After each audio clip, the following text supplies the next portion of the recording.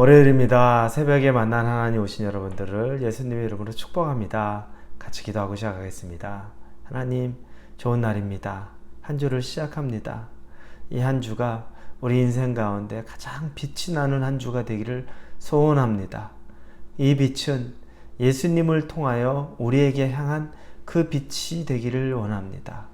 내가 이리저리 살아보려고 노력해서 수고롭게 얻은 빛이 아니라 하나님이 비춰주시는 예수 그리스도를 통해 얻는 그 자유의 빛이 되기를 원합니다. 하나님, 열심히 노력해서도 아무것도 손에 잡는 것 없는 한 주가 아니라 하나님 의지하고 하나님만 바라보고 풍성한 은혜를 경험하는 한 주가 되도록 인도하여 주옵소서. 예수님의 이름으로 기도합니다. 아멘. 오늘 같이 말씀 보겠습니다. 말씀은 에스겔 33장입니다.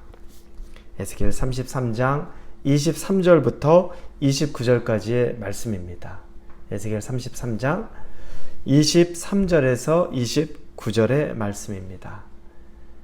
우리 찾으셨으면 같이 읽겠습니다. 여호와의 말씀이 내게 임하여 이르시되, 인자야, 이 이스라엘의 이 황폐한 땅에 거주하는 자들이 말하여 이르기를, 아브라함은 오직 한 사람이라도 이 땅을 기업으로 얻었나니 우리가 많은즉 더욱 이 땅을 우리에게 기업으로 주신 것이 되느니라 하는도다.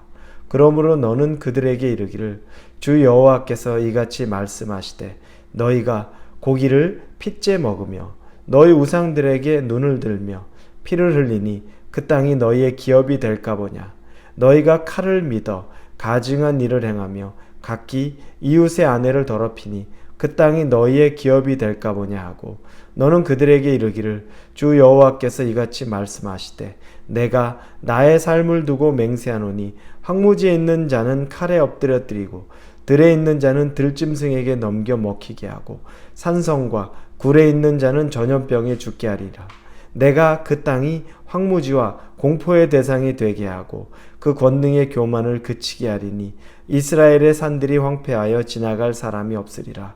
내가 그들이 행한 모든 가증한 일로 말미암아 그 땅을 황무지와 공포의 대상이 되게 하면 그때 내가 여호와인 줄을 그들이 알리라 하라. 아멘. 하나님이 에스겔을 통해 오늘 또 한 말씀을 주십니다. 이 말씀이 임하기 직전에 21절과 22절에 하나님이 말씀하신 예언은 예루살렘의 황폐입니다. 바벨론의 침공에 의해 그들의 성전이 있는 예루살렘이 완전히 황폐하게 되는 거죠. 본거지가 황폐하게 되는 것을 예언합니다. 그런데 그 예언한 이후에 에스겔에게 하나님의 말씀이 임합니다. 그 말씀의 내용은 이스라엘 사람들의 교만함을 이야기합니다. 어떤 교만함일까요? 예루살렘이 황폐하고 패망하게 되는데 그럼에도 불구하고 그곳에 여전히 남게 되는 소수의 유다 사람들이 있게 됩니다. 소수는 여전히 그곳에 살아남게 된다는 거죠. 그런데 왜 그 땅이 황폐하게 됩니까? 하나님이 그 땅을 바벨론에 넘겨주었죠. 징계의 의미가 있는 겁니다. 그럼에도 불구하고 살아남은 그 소수의 몇몇 사람들이 스스로 말하기를, 스스로 생각하기를 아주 잘못된 생각을 하고 있는 것을 하나님이 지적하는 겁니다. 그건 뭐냐면 지금 그 예루살렘에 우리가 여전히 남아있기 때문에 이 예루살렘, 이 땅을 통해 우리가 또 흥왕할 것이다. 우리가 이 땅 가운데서 넘치게 될 것이다 라고 생각하는 겁니다. 그러면서 그들이 생각한 건 뭐냐면 24절에 보니까 이르기를, 아브라함은 오직 한 사람이라도 이 땅을 기업으로 얻었나니 우리가 많은즉 더욱 이 땅을 우리에게 기업으로 주신 것이 되느니라 하는도다. 아브라함은 그 땅에 오직 한 사람이었는데 하나님이 그 땅을, 가나안을 기업으로 주셨다는 거죠. 그런데 우리는 아브라함보다 숫자가 훨씬 많다. 그러니 이 땅은 당연히 우리가 기업으로 더 흥왕하게 될 땅이다. 하나님이 복 주실 것이다 라고 얘기하는 겁니다.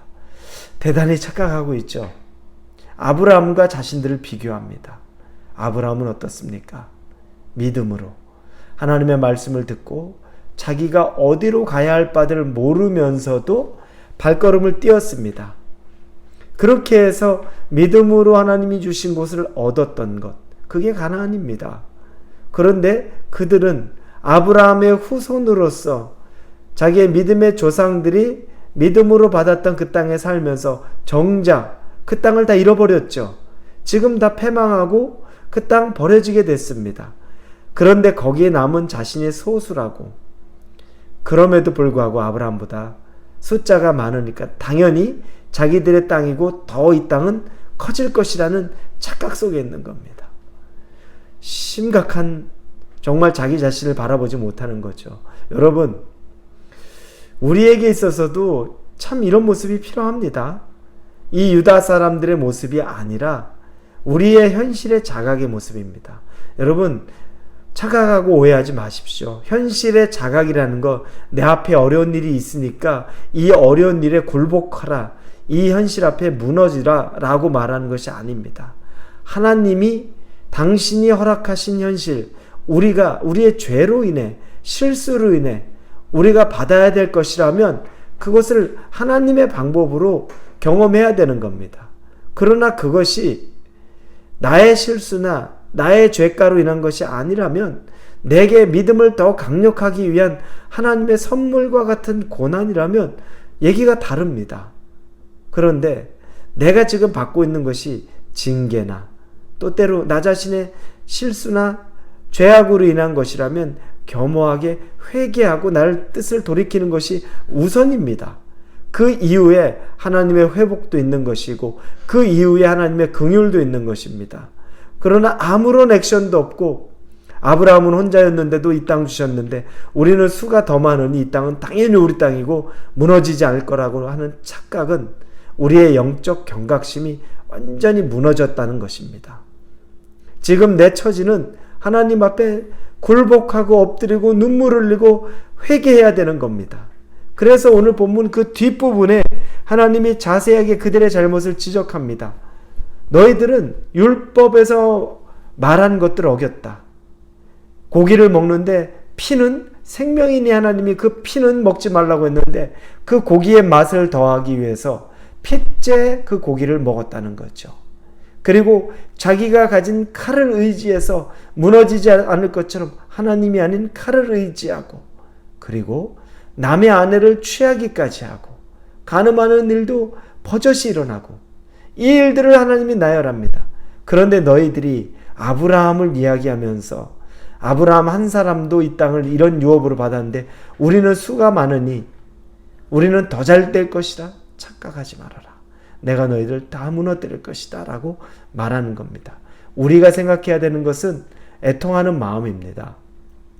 하나님 앞에 먼저 내가 애통하고 낮아지는 마음이 있을 때 그때 하나님이 고려해 주실 게 불쌍히 여김도 있는 것이고 긍휼도 그때 베풀어 주는 겁니다.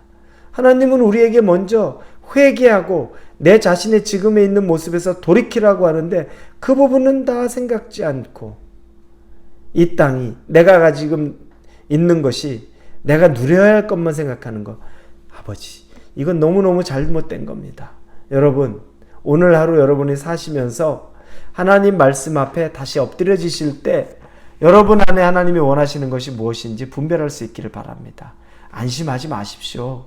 그냥 여러분의 삶을 내가 있는 거 다 누리며 살면 되겠다. 다 내게 주신 것이다. 착각입니다. 여러분이 누리기 이전에 하나님에게 먼저 여러분의 부족함을 드러내시고 회개할 것 있으면 회개하시고 그 가운데 만나는 하나님, 긍휼의 하나님을 만날 수 있기를 예수님의 이름으로 축원합니다. 기도합니다. 하나님 감사합니다. 우리에게 정신을 바짝 차릴 수 있는 말씀을 주십니다. 내가 아브라함이 아닌데, 내 믿음이 아브라함이 아닌데 어떻게 아브라함의 이름을 들먹이면서 내가 지금 누릴 수 있는 복을 이야기하겠습니까? 겸손해지고 낮아지고 하나님 앞에 엎드려지기 원합니다. 예수님 이름으로 기도합니다. 아멘.